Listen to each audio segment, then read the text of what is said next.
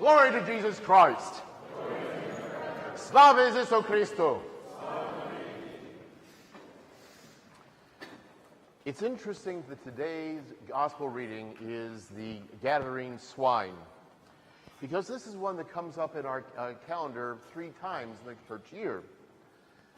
And after a while, you start asking the question, why did the church fathers choose this particular reading to have repeatedly?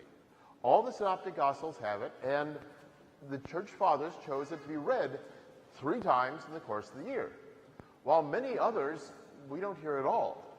What is it about this particular reading that they felt was so necessary for us to hear over and over again? Well, let's think about what happens.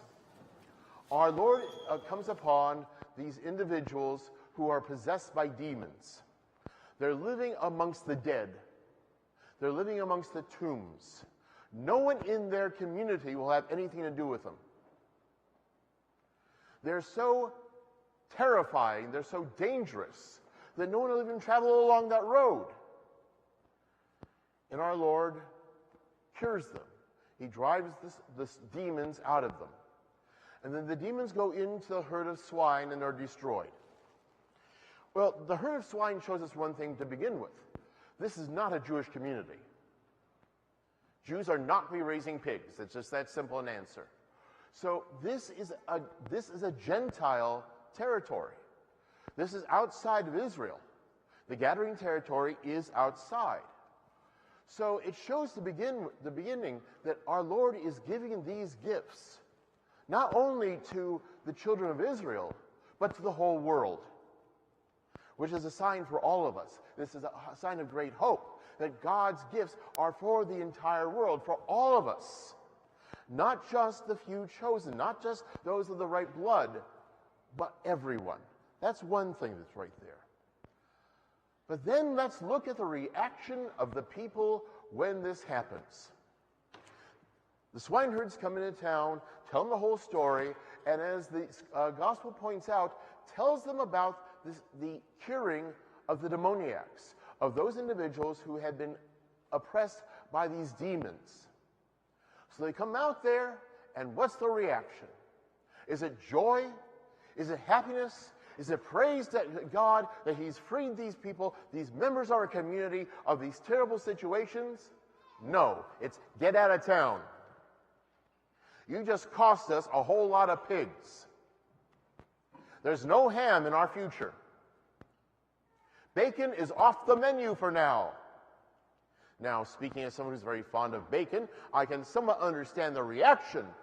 But let's keep our goals in mind. What is more important? Members of the community, fellow people, blood relatives, because in most villages, you're related to pretty much everybody after a very short period of time.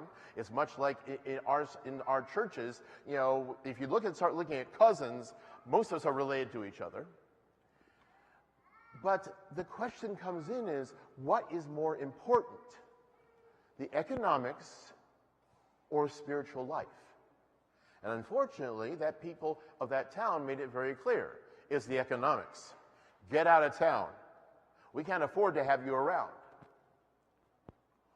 Something that I was told in our seminary years ago, there's one thing you cannot say from a Byzantine pulpit without opening yourself to attack. It's the word change.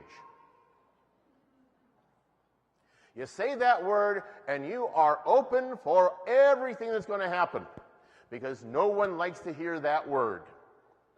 You change something, you get people upset. Well, that's exactly what our Lord was doing. He was upsetting the apple cart. He was changing things.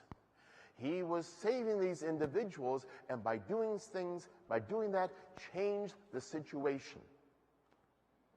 And that's scary, because what's going to happen next?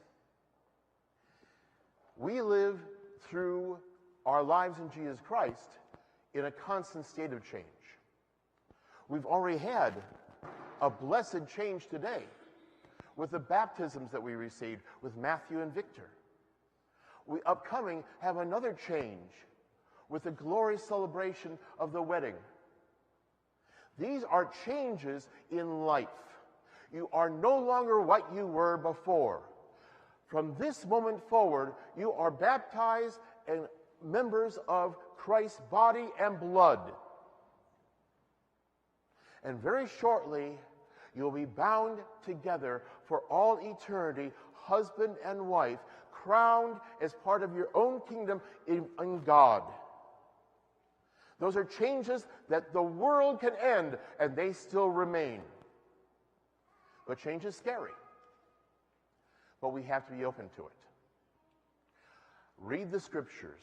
Look at the Gospels. The one thing you'll never hear Jesus say is, stay exactly the way you are. You're fine. Don't worry about it.